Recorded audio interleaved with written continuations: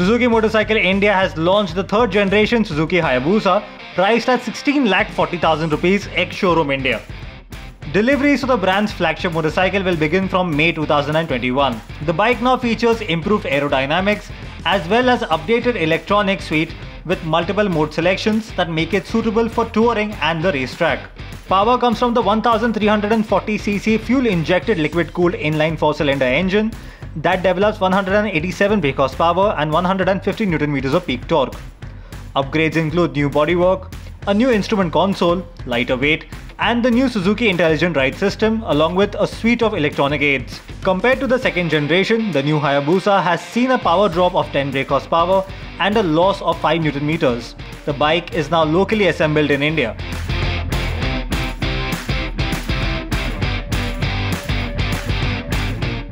Former Maruti Suzuki Managing Director Jagdish Khattar passed away due to a cardiac arrest on the 26th of April 2021. He was 78 years old.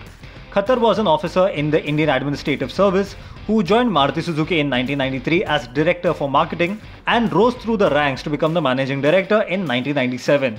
He was one of the most influential leaders of the Indian auto industry and was credited for laying the foundation for Maruti's future growth. After retiring in 2007, Khattar started Carnation Auto, a multi-brand car sales and service network. The company was acquired by Mahindra First Choice in 2018.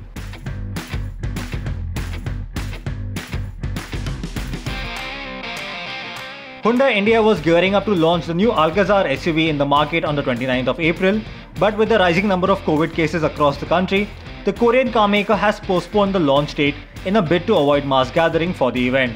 As confirmed by Car and Bike, the launch plan has now been deferred to May this year for the time being. It could be further pushed to June if the number of COVID cases continue to spiral on.